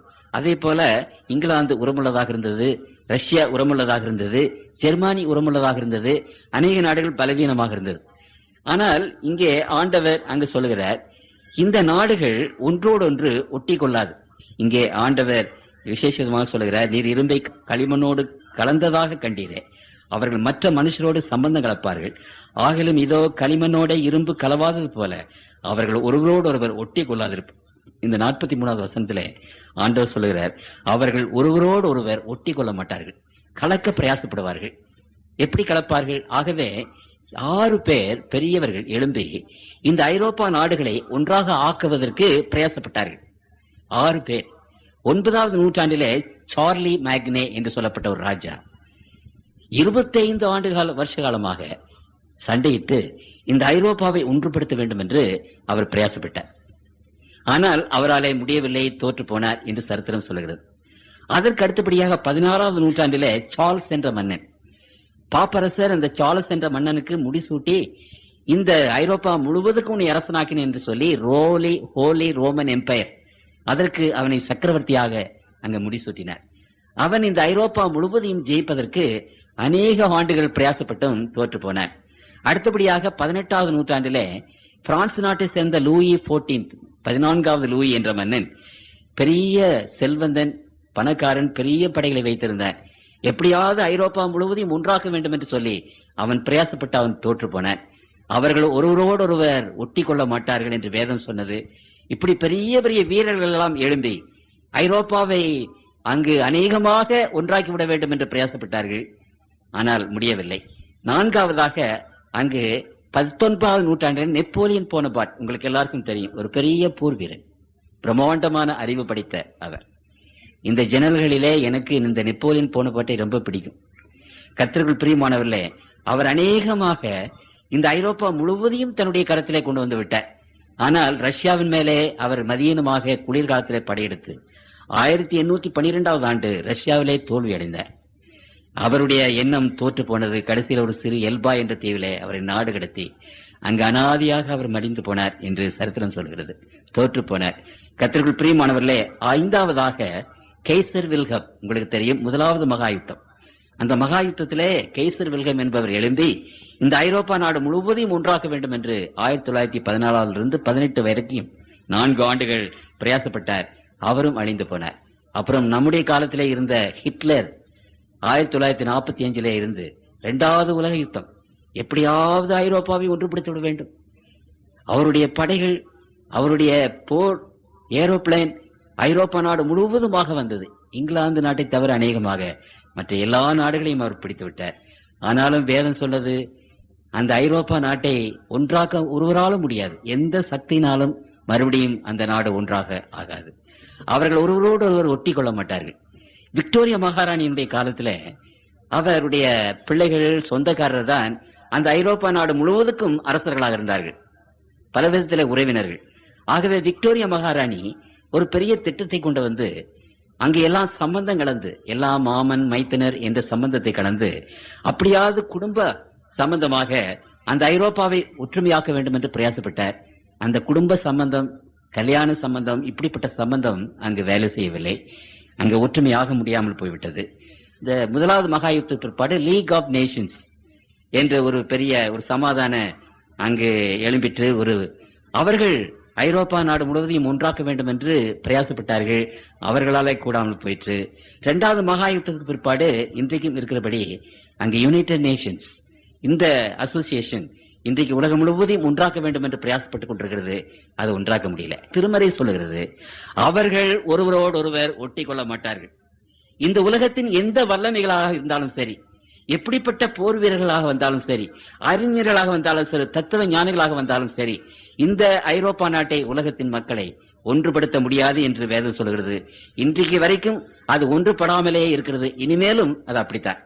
எதுவரைக்கும் ஆண்டவர் தம்முடைய ராஜ்யத்தை இந்த உலகத்திலே ஸ்தாபிக்கும் வரைக்கும்.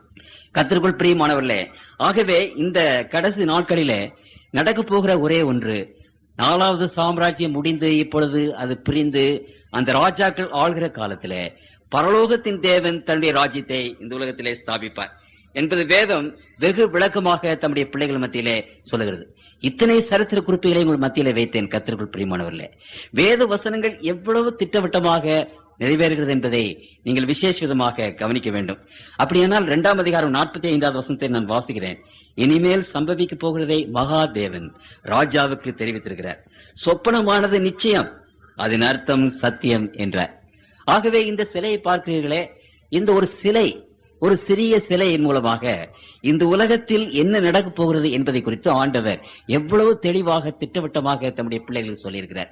தீர்க்கதரிசிகள் ஒரு நாளும் அது பொய்யாக போகாது. கர்த்தருக்குள் பிரியமானவர்களே, எந்த நாளிலும் எந்த நேரத்திலும் ஆண்டவருடைய வார்த்தைகள் நிச்சயமாகவே நிறைவேறும் என்பதை வேதம் நமக்கு எடுத்து சொல்கிறது.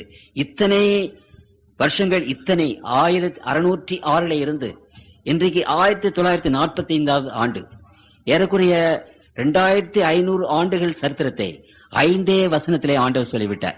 2500 வருஷ சரித்திரம் 5 வசனங்களிலே ஆண்டவர் அடக்கிவிட்டார். அந்த 5 வசனங்களும் எவ்வளவு துல்லியமாக இந்த கருத்தை சொல்லுகிறது. பரலோகத்தின் தேவன் இந்த உலகத்தின் சரித்திரத்தை அவர் முன்னதாகவே அறிந்து இப்படிப்பட்ட காரியங்கள் நடக்கும் என்பதை குறித்து அவர் சொல்லியிருக்கிறார். நான் நேற்று உங்களுக்கு சொன்னேன், கர்த்தருக்குள் பிரியமானவர்களே, இப்படிப்பட்ட சரித்திர குறிப்புகளை பார்த்து, வேதத்தினுடைய வசனங்களை பார்த்து, அப்படியே நிறைவேறுகிற அந்த காரியங்களை பார்த்து நாம் அதிசயிப்போமானால், அதைவிட பெரிய அதிசயம் என்னவென்றால், பெரிய அதிசயம், இந்த உலகத்தின் ராஜ்யங்களை பற்றி மாத்திரம் ஆண்டவருக்கு தெரிந்தது என்றல்ல, உங்கள் ஒவ்வொருவருடைய வாழ்க்கை பற்றியும் என்னுடைய வாழ்க்கை பற்றியும் ஆண்டவருக்கு நன்றாக தெரியும். உள்ளங்கையிலே வரைந்திருக்கிறேன் என்று ஆண்டவர் சொல்கிறார். நீங்கள் யார் என்பதையும் நீங்கள் என்ன செய்து கொண்டிருக்கிறீர்கள் என்பதையும் ஒருவேளை எனக்கு தெரியாது, அல்லது அடுத்த வீட்டுக்காரர் கூட தெரியாது. ஆனாலும் ஆண்டவர் அறிவார். நம்முடைய வருங்கால வாழ்க்கையை பற்றி ஆண்டவருக்கு தெரியும். அது எப்படி என்ற ஒரு காரியத்தை ஆண்டவர் அறிவார். கர்த்தருக்குள் பிரியமானவர்களே, இப்படிப்பட்ட ஒரு ஆண்டவர் இனிமேல் வரப்போகிற காரியங்களை இவ்வளவு துல்லியமாக சொல்லக்கூடிய ஒரு கடவுள், அவருடைய கருத்தில் நம்முடைய வாழ்க்கையை நாம் வைத்து விடுவோம். நம்முடைய பிள்ளைகளை நாம் ஒப்படைத்து விடுவோம். நம்முடைய பிசினஸை அவருடைய கருத்தில் ஒப்படைப்போம். நம்முடைய வாழ்க்கையை அவருடைய கருத்தில் ஒப்படைக்கும் போது அந்த வாழ்க்கையை அவர் நிச்சயமாக நல்ல விதமாக, அது சந்தோஷமான விதத்திலே, சமாதானமான விஷயத்திலே நடத்துவார் என்று திருமறை சொல்லுகிறது. ஆண்டவருடைய எண்ணங்கள் உங்களை பற்றியும் என்னை பற்றியும் அது சமாதானத்துக்கு ஏதுவான எண்ணங்கள். அவர் நம்முடைய தகப்பன், நாம் அவருடைய பிள்ளைகளாக இருக்கிறபடினாலே, தகப்பன் தன் பிள்ளைகளுக்கு இருக்கிறது போல, தகப்பன் தன்னுடைய பிள்ளைகளை நேசிக்கிறது போல, தகப்பன் தன்னுடைய பிள்ளைகளை தோளின் மேலே சுமந்து செல்கிறதை போல ஆண்டவர் தம்முடைய பிள்ளைகளாகி நம்மை சுமந்து செல்வார், தாங்குவார், ஏந்துவார், வழி நடத்துவார். இனி வரப்போகிற காலங்களை பற்றி நாம் பயப்பட வேண்டிய அவசியம் இல்லை. அவருடைய கரத்திலே நாம் ஒப்புக் கொடுப்போமானால் இந்த அண்ட சராசரங்களின் தேவன், ராஜ்யங்களை நடத்துகிற தேவன், நம்மையும் நம்முடைய வருங்காலத்தையும் அவர் கவனித்து வழிநடத்துவார் என்ற ஒரு பெரிய ஒரு நிச்சயத்தை ஆண்டவர் தம்முடைய பிள்ளைகளுக்கு முன்பாக வைத்திருக்கிறார். அப்படியானால் பரலோகத்தின் தேவன் இந்த நாட்களிலே தன்னுடைய ராஜ்யத்தை ஸ்தாபிக்க போகிறார். அது ஒரு கல் பெயர்ந்து வந்து அந்த சிலையின் மேல் மோதினபடி இந்த உலக சாம்ராஜ்யங்கள் எல்லாம் அழிந்து போய் இறைவனுடைய சாம்ராஜ்யம் நிலைக்கப் போகிறது. கர்த்தருக்குள் பிரியமானவர்களே, உலகத்தின் மக்கள், அறிவு வாய்ந்தவர்கள், புத்தி உள்ளவர்கள், அவர்களிடத்திலே தம்முடைய ஆட்சியை ஒப்புக் கொடுத்தார், நீங்கள் நடத்துங்கள் என்று சொல்லி. கம்யூனிசம் வந்தது சரியில்லை, கேபிட்டலிசம் வந்தது சரியில்லை, சோசியலிசம் வந்தது சரியில்லை. இந்த உலகத்தின் மக்கள் என்னென்னமோ ஆட்சி முறைகளை கொண்டு வந்தார்கள். டிக்டேட்டர்ஷிப், சர்வாதிகாரம் சரியில்லை. இப்பொழுது நமக்கு டெமோக்ரசி இப்பொழுது வந்திருக்கிறது, அதுவும் சரியில்லாமல் இருக்கிறது.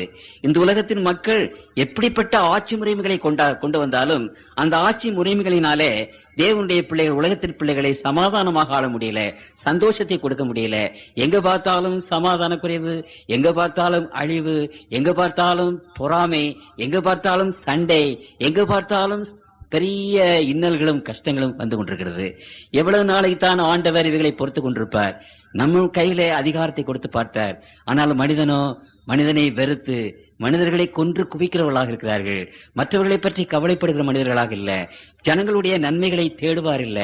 ஆகவே ஆண்டவர் இனிமேலும் இந்த ஜனங்களை, தேவனுடைய பிள்ளைகள் கஷ்டப்படும்படி விட மாட்டார். தம்முடைய நீதியான ராஜ்யத்தை இந்த உலகத்திலே ஸ்தாபிக்க அவர் வரப்போகிறார். அதை பற்றி தான் நீங்கள் விசேஷ விதமாக இனிமேல் ஒரு காலங்களிலே கேட்கப் போகிறீர்கள். அவர் தம்முடைய ராஜ்யத்தை ஸ்தாபிப்பார். அப்படி அவர் தம்முடைய ராஜ்யத்தை ஸ்தாபிக்கும் போது நீங்களும் நானும் அந்த ராஜ்யத்தினுடைய குடிமக்களாக இருக்க முடியுமா? இப்பொழுது உங்களுக்கும் எனக்கும் இருக்கிற ஒரு கேள்வி என்னவென்றால், இந்த ஆண்டவர் தம்முடைய ராஜ்யத்தை ஸ்தாபிக்கும் போது கர்த்தருடைய பிள்ளைகளாகிய நாம் அவருடைய ராஜ்யத்திலே இருக்க வேண்டும். அவருடைய ராஜ்யத்தை பற்றி வேதத்தில் ஏராளமாக நாம் வாசிக்கிறோம். அன்பின் ராஜ்யம், அது அன்பு என்ற கொள்கையினாலே கட்டப்பட்ட ஒரு ராஜ்யம். அந்த ராஜ்யம் நீதியுள்ள ராஜ்யம். அங்கு கேடு செய்வாரும் இல்லை, தீங்கு செய்வாரும் இல்லை என்று வேதம் அங்கே சொல்கிறது. சமுத்திரம் ஜலத்தினால் நிறைந்திருக்கிறது போல அந்த தேவனுடைய பிள்ளைகள் கர்த்தரை பற்றி அறிகிற அறிவினால் நிறைந்தவர்களாக, சமாதானம் உள்ளவர்களாக இருப்பார்கள், சந்தோஷம் உள்ளவர்களாக இருப்பார்கள். அவர்கள் இன்பமாக சுகித்து வாழ்வார்கள். கர்த்தருக்குள் பிரியமானவர்கள் அவர்கள் என்றென்றைக்கும் வாழ்வார்கள். அப்படியானால் நீங்களும் நானும் அந்த ராஜ்யத்தில் இருக்க வேண்டுமே. ஆண்டவருடைய கல்வாரி சிலுவை கொல்காத மலையிலே நாட்டப்பட்டது. அவர்கள் கூட 2 திருடர்களையும் அங்கே சிலுவையிலே அறைந்தார்கள். வானத்துக்கும் பூமிக்கும் நடுவிலே அந்த கொல்காத மலையிலே 3 சிலுவைகள் அங்கே தொங்கினதார். இந்த பக்கம் ஒரு கல்லன் சிலுவையில் அறையப்பட்டான், அந்த பக்கமாக ஒரு கல்லன் சிலுவையில் அறையப்பட்டான். மத்தியிலே ஆண்டவருடைய சிலுவை அங்கே இருந்தது. கர்த்தருக்குள் பிரியமானவர்களே, அந்த 3 சிலுவை அங்கே தொங்கிக் கொண்டிருந்த போது அந்த 2 கல்லர்கள் என்றால் திருடர்கள் அல்ல, யூதர்கள் அங்கு சுயாட்சிக்காக அங்கு சண்டை போட்டார்கள். தங்களுடைய நாடு விடுதலை பெற வேண்டும் என்று சண்டை போட்டார்கள். அந்த விடுதலை பெற வேண்டும் என்று சண்டை போட்ட அந்த வீரர்களுடைய தலைவர்கள் 2 பேர் அவர்கள் அங்கே ஆண்டவரோடு கூட சிலுவையிலே அடிக்கப்பட்டார்கள். அவர்கள் 2 பேரும் ஆண்டவரை பார்த்து கேலி செய்தார்கள். உலகத்தை ரட்சிப்பேன் என்று வந்தார், தன்னையே ரட்சிக்க கூடவில்லை, இங்கே கல்வாரி சிலுவையிலே தொங்கிக் கொண்டிருக்கிறார் என்று பரியாசம் பண்ணினார்கள். தேவாவியானவர் ஒரு கல்லனுடைய இருதயத்திலே வேலை செய்தார். அந்த கள்ளன் ஆண்டவரை பற்றி தெரிந்தவன், அறிந்தவன், இந்த வேதத்தை படித்தவன். அப்பொழுது ஆண்டவருடைய வார்த்தைகளை அவன் கேட்டு மனதிலே குத்துண்டவனாக அந்த சிலுவையிலே தொங்கிக் கொண்டிருக்கிறவர் அண்ட சராசரங்களை படைத்த தேவன் என்பதை அவன் அறிந்து கொண்டான். அனாதியாக முள்முடி சூடி ரத்தம் சிந்தத்தக்கதாக வானத்துக்கும் பூமிக்கு நடுவிலே தொங்கிக் கொண்டிருந்த அவர் இந்த அண்ட சராசரங்களை படைத்த ஆண்டவர் மனுஷ ரூபமாக உலகத்தில் வந்தார் என்பதை அவன் அறிந்து கொண்டார். அவர் ஆண்டவர் என்று அறிந்து கொண்டவுடனே அந்த ஆண்டவரை நோக்கி ஒரு விண்ணப்பம் செய்கிறார். அந்த விண்ணப்பத்தை குறித்து லூக்கா 23ஆம் அதிகாரத்திலே அதை குறித்து வாசிக்கிறோம். 42-43 அவர் இயேசுவை நோக்கி, ஆண்டவரே, கர்த்தருக்குள் பிரியமானவர்களே, ஆண்டவராக இயேசு கிறிஸ்து இந்த உலகத்தில் அற்புதங்களை செய்த போது, அடையாளங்களை செய்த போது அவரை ஆண்டவர் என்று கூப்பிட்டு தொழுது கொண்டார்கள் மக்கள். பெரிய மகாதேவன் வந்திருக்கிறார் என்று சொன்னார்கள். லாசருவை உயிரோடு எழுப்பின போது, செத்தவர்களை உயிரோடு எழுப்பின போது அந்த ஜனங்கள் பிரமித்து போய் இவர்தான் மெய்யான தெய்வம் என்று கைகளை விடுத்து வணங்கினார்கள். ஆனால் அவர் கல்வாரி சிலுவிலே அனாதியாக தூங்கின போது 3 உலகங்களையும் படைத்த ஆண்டவர் 3 ஆணிகளினாலே தொங்கினார் என்று வேதநாயகி சாஸ்திரி அவர்கள் பாடுகிறார்கள். அப்படி அபலையாக அனாதியாக யாருமே அங்கே இல்லாதபடி அனாதியாக அவர் கல்வாரி சிலுவிலே தொங்கின போது, உங்களுக்காக எனக்காக தொங்கின போது, அவருடைய சீஷர்களும் அவரை ஆண்டவரே என்று கூப்பிட்டவர்களும் அவர் தெய்வம் என்று வணங்கினவர்களும் எல்லாரும் ஓடி போயிட்டாங்க. இவர்தான் எங்களை ரட்சிப்பார் என்று நாங்கள் எதிர்பார்த்திருந்தோம், இப்பொழுது எல்லாம் முடிந்து விட்டது என்று சீஷர்கள் சொன்னார்கள். அந்த நேரத்திலே ஒரே ஒருவன் அந்த தொங்கிக் கொண்டிருக்கிற அபலையான அந்த மனிதனை பார்த்து ஆண்டவரே என்று சொன்னார். அப்படியானால் அந்த திருடனுக்கு எவ்வளவு ஒரு பெரிய விசுவாசம்! அந்த விசுவாசத்தினுடைய அளவு நாம் நினைத்து கூட பார்க்க முடியாத அத்தனை பெரிய விசுவாசம். அப்படியானால் அண்ட சராசரங்களை படைத்த ஆண்டவர் அவரிடத்துல எதை வேண்டுமென்றாலும் கொடுப்பார் என்று அந்த திருடனுக்கு தெரிந்த போது அந்த ஆண்டவரிடத்துல ஒரு விண்ணப்பத்தை கேட்டார். நீங்களாக இருந்தால், நானாக இருந்தால் என்ன செய்திருப்போம்? இந்த பயங்கரமான வலி, ஆணிகளிலே தொங்கிக் கொண்டிருக்கிறது, கசையடி வேறு, ரத்தம் சிந்துதல் வேறு, இந்த பயங்கரமான அனுபவத்திலிருந்து எனக்கு விடுதலை கொடும் ஆண்டவரே என்று கேட்டிருப்போம். என்னை கல்வாரி சிலுவையிலிருந்து இறக்கி விடும் ஆண்டவரே கேட்டிருப்போம். ஒருவேளை நான் கல்வாரி சிலுவையிலே மரித்து போனால் என்னுடைய மனைவியும் மக்களும் என்ன செய்வார்கள்? ஆகாரத்துக்கு என்ன செய்வார்கள்? எப்படி பிழைப்பார்கள் ஆண்டவரே? அவர்களை ஆசீர்வதியும், அவர்கள் பிழைப்புக்கு ஒரு வழி சொல்லும் என்று சொல்லி கேட்டிருப்போம். அல்லது அவர்கள் முன்பாக நிற்கிற அந்த போர் வீரர்கள் அவர்களை பயங்கரமாக சிலுவையில் அடித்தார்களே, கொடூரமாக நடத்தினார்களே, அந்த சோல்ஜர்ஸ் எல்லாம் நாசமாக போக நீர் அனுகிரகம் செய்யும் என்று சொல்லியிருப்போம். என்னென்னமோ நாம் கேட்டிருப்போம். ஆனால் அவர் ஆண்டவர் என்று தெரிந்தவுடனே அந்த திருடன் ஆண்டவரை நோக்கி என்ன சொன்னார்? ஆண்டவரே, நீர் உம்முடைய ராஜ்யத்திலே வரும்போது அடியேனை நினைத்தருளும் என்றார். உம்முடைய ராஜ்யத்திலே நீர் வரும்போது, உம்முடைய ராஜ்யத்தை நீ ஸ்தாபிக்க வரும்போது, அந்த தங்க ராஜ்யம் போய், அந்த வெள்ளி ராஜ்யம் போய், அந்த இரும்பு ராஜ்யம் போய், வெண்கல ராஜ்யம் போய், இரும்பு ராஜ்யம் போய், நீர் உம்முடைய ராஜ்யத்தை, கல்லான ராஜ்யத்தை இந்த உலகத்திலே ஸ்தாபிக்க நீர் வரும்போது அடியேனையும் நினைத்தருளும் ஆண்டவரே, அடியேனுக்கு அங்கு ஒரு இடம் வேண்டும் ஆண்டவரே என்று அவன் விண்ணப்பம் பண்ணினான். கர்த்தருக்குள் பிரியமானவர்களே, அந்த விண்ணப்பம் நம்முடைய விண்ணப்பமாக இருக்கட்டும். இன்றைக்கு இந்த உலகத்திலே நாம பஞ்சைகளாக இருந்தாலும் பரதேசிகளாக இருந்தாலும் அங்கே நீங்களும் நானும் இருக்க வேண்டும். அதுதான் முக்கியம். நமக்கு ஒரு இடம் வேண்டும், நம்முடைய மனைவிக்கு ஒரு இடம் வேண்டும், நம்முடைய புருஷனுக்கு ஒரு இடம் வேண்டும், நம்முடைய பிள்ளைகள் ஒவ்வொருவருக்கும் ஒரு இடம் வேண்டும். நம்முடைய அத்தை, மாமா, கர்த்தருக்குள் பிரியமானவர்களே, நாம் நேசிக்கிற பிள்ளைகள் அத்தனை பேரும் அங்கே இருக்க வேண்டும். இங்கே வந்து இந்த வசனத்தை கேட்டுக்கொண்டிருக்கிற தேவனுடைய மகனே, மகளே, நீங்கள் ஒவ்வொருவரும் உங்களுடைய குடும்பத்தோடும் பிள்ளைகளோடும் அங்கே இருக்க வேண்டும். ஆண்டவரே, உம்முடைய ராஜ்யத்தை நீ ஸ்தாபிக்க வரும்போது, நீர் உம்முடைய ராஜ்யத்தை ஸ்தாபிக்கும் போது உம்முடைய பிள்ளைகளாக எங்களுக்கு ஏதொரு இடத்தை தர வேண்டுமே. நாங்கள் உம்முடைய ராஜ்யத்தின் பிள்ளைகளாக இருக்க வேண்டுமே. அந்த ராஜ்யத்தில் பிள்ளைகளாக நாங்கள் என்றைக்கும் உம்மோடு கூட வாழ வேண்டுமே. எங்களை நேசிக்கிற அன்புள்ள தகப்பனே, கூடி வந்திருக்கிற உம்முடைய பிள்ளைகளாகி நாங்கள் உம்முடைய பாதத்திலே வந்து, தகப்பனே, நீர் உம்முடைய ராஜ்யத்தை சீக்கிரமாக ஸ்தாபிக்க வரப்போகிறீர். அப்படி உம்முடைய ராஜ்யத்தை ஸ்தாபிக்கும் போது இந்த ஏழை மகனுக்கு, இந்த ஏழை மகளுக்கு ஆண்டவரே ஒரு இடத்தை தர வேண்டும் என்று உடைய திருப்பாத்திரை கெஞ்சி கொண்டாடுகிறோம். உலகத்தின் சாம்ராஜ்யத்திலே அரசுகளின் கீழே வாழ்ந்தது போதும் அப்பா, போதும். இந்த உலகத்தின் அரசுகள் அல்ல கர்த்தாவே, நாங்கள் இந்த உலகத்திலே இருந்த போதிலும் உம்முடைய ராஜ்யத்துக்காக நாங்கள் காத்துக் கொண்டிருக்கிற பிள்ளைகளாக இருக்கிறோம். நீர் உம்முடைய ராஜ்யத்திலே வரும்போது தாவே எங்களுக்கு ஒரு இடம், எங்களுடைய வீட்டாருக்கு இடம், எங்களுடைய பிள்ளைகளுக்கு ஒரு இடம், நாங்கள் அன்பாக நேசிக்கிற பிள்ளைகளுக்கு ஒரு இடம், நாங்கள் உம்முடைய ராஜ்யத்திலே குடும்பமாக உறவினர்களோடு, உற்றார்களோடு, நண்பர்களோடு இருக்க வேண்டுமே தகப்பனே. அப்படிப்பட்ட ஒரு கிருபையை இந்த ஏழை பிள்ளைகளுக்காக நீர் தர வேண்டும் என்று எங்களுக்காக மரித்த எங்கள் அன்பின் ஆண்டவர் இயேசுவின் நாமத்தில் வேண்டிக் கொள்கிறோம். ஜெபங்களும் பரம்பிதாவே. ஆமென்.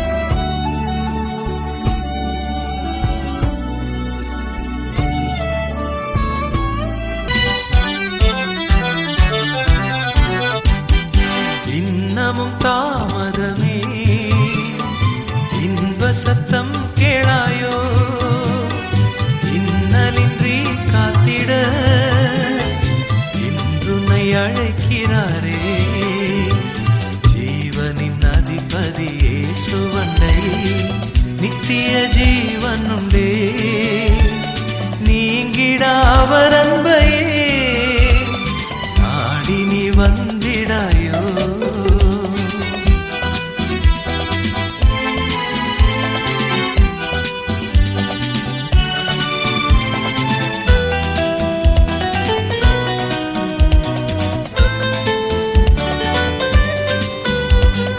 கல்வாரி மேட்டினிலே கரங்களை விரித்தவராய் காத்துனை ரட்சித்திட கனிவுடன் அழைக்கிறாரே.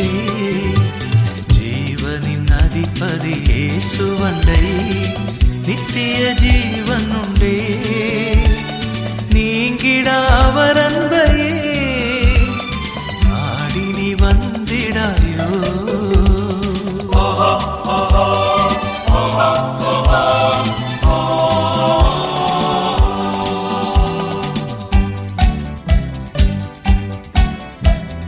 லோகத்தின் இன்பமெல்லாம் மாறிடும் க்ஷண பொழுதில் மாறிடானே சரியேசு மாண்புடன் அழைக்கிறாரே.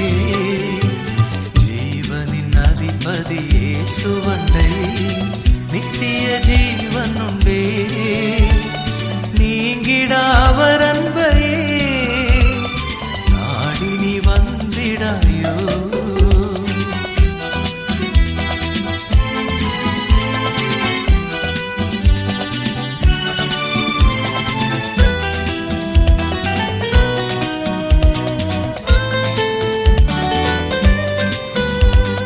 நாளை உன் நாள் ஆகுமோ, நாடாயோ நாதனை நீ நாசலோகை விட்டிட நாதன் அழைக்கிறாரே. ஜீவனின் அதிபதி இயேசுவண்டை நித்திய ஜீவன் உண்டே, நீங்கிடா அவர் அன்பையே நாடி நீ வந்திடாயோ.